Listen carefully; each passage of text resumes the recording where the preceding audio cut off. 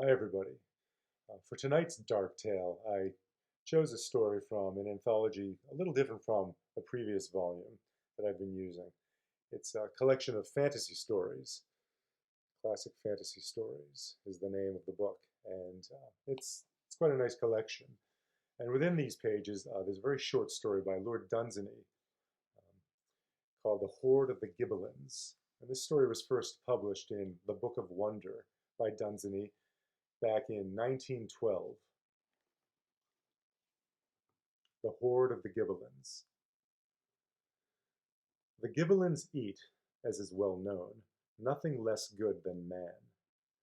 Their evil tower is joined to terra cognita, to the lands we know, by a bridge. Their hoard is beyond reason. Avarice has no use for it. They have a separate cellar for emeralds and a separate cellar for sapphires. They have filled a hole with gold and dig it up when they need it.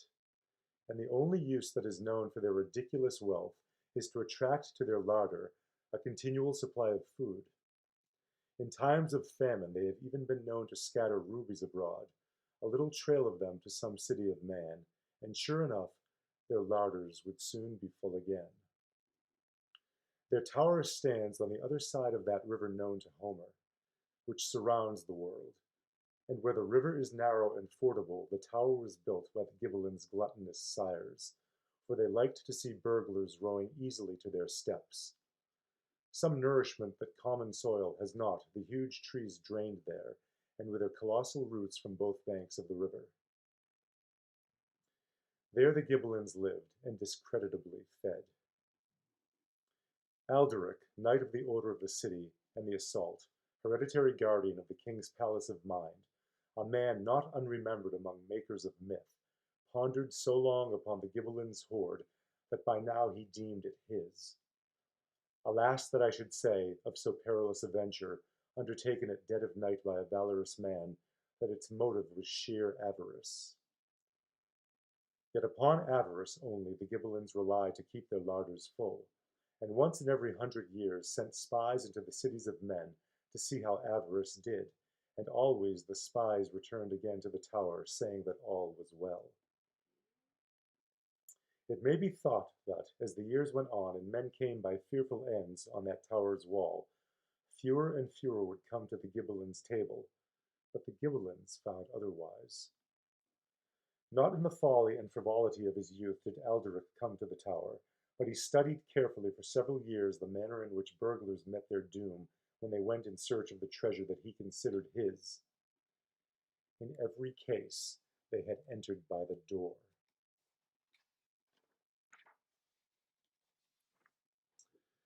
He consulted those who gave advice on this quest.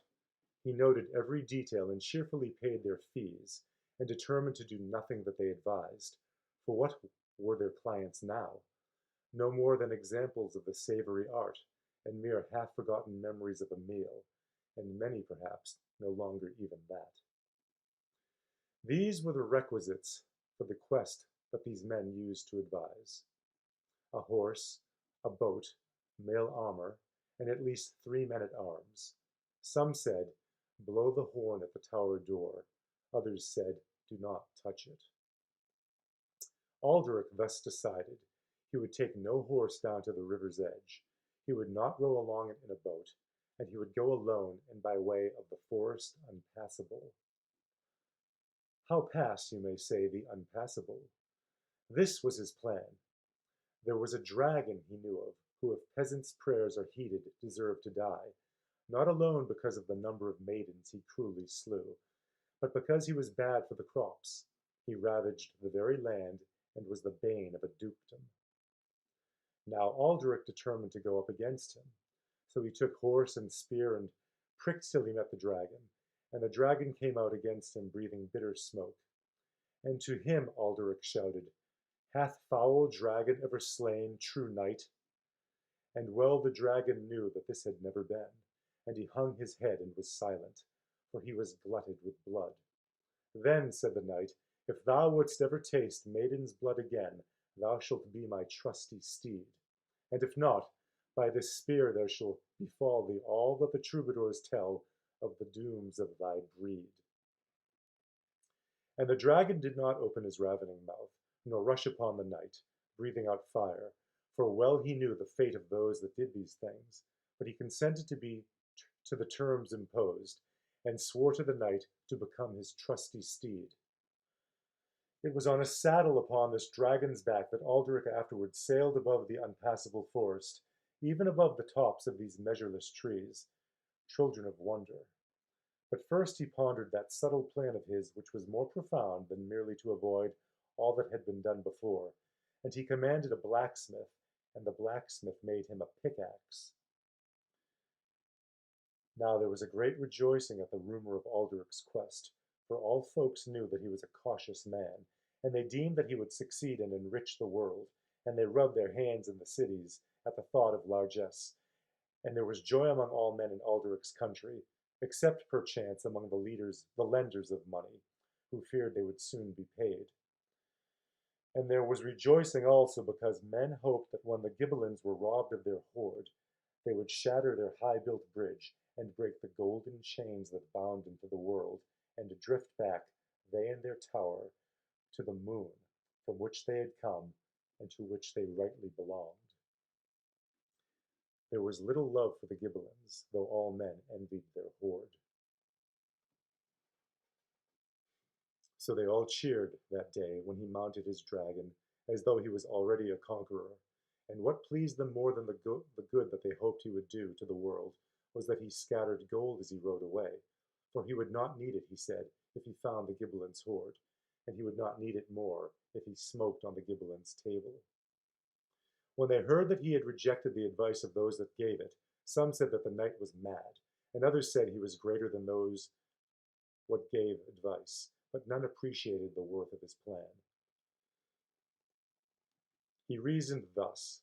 For centuries men had been well advised and had gone by the cleverest way, while the Gibbelins came to expect them to come by boat and to look for them at the door whenever their larder was empty, even as a man looketh for a snipe in a marsh. But how, said Alderic, if a snipe should sit in the top of a tree, and would men find him there? Assuredly never.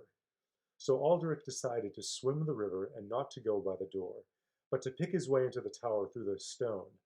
Moreover, it was in his mind to work below the level of the ocean, the river, as Homer knew, that girdles the world, so that as soon as he made a hole in the wall, the water should pour in, confounding the Gibbelins, and flooding the cellars, rumored to be 20 feet in depth, and therein he would dive for emeralds, as a diver dives for pearls.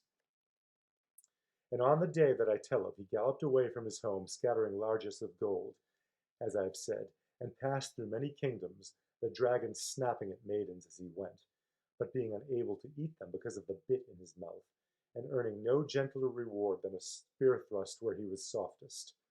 And so they came to the swart arboreal precipice of the unpassable forest. The dragon rose at it with a rattle of wings. Many a farmer near the edge of the world saw him up there, where yet the twilight lingered, a faint black wavering line, and mistaking him for a row of geese going inland from the ocean, went into their houses cheerily rubbing their hands, and saying that winter was coming, and that we should soon have snow. Soon even there the twilight faded away, and when they descended at the edge of the world, it was night, and the moon was shining. Ocean, the ancient river, narrow and shallow there, flowed by and made no murmur. Whether the Gibbelins banqueted or whether they watched by the door, they also made no murmur. And Alderic dismounted, and took his armor off, and saying one prayer to his lady, swam with his pickaxe. He did not part from his sword, for fear that he meet with a Gibbelin. Landed the other side, he began to work at once, and all went well with him. Nothing put out its head from any window, and all were lighted so that nothing within could see him in the dark. The blows of his pickaxe were dulled in the deep walls. All night he worked. No sound came to molest him, and at dawn the last rock swerved and tumbled inwards, and the river poured in after.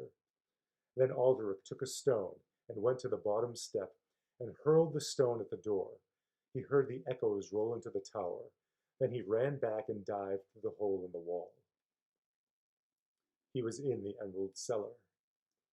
There was no light in the lofty vault above him, but diving through 20 feet of water, He felt the floor all rough with emeralds, and open coffers full of them.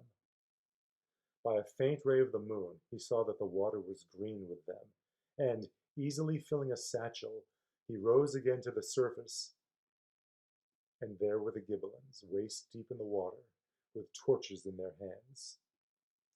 And without saying a word, or even smiling, they neatly hanged him on the outer wall. And the tale is one of those that have not a happy ending. Good night, everybody. Watch out for Gibbelins.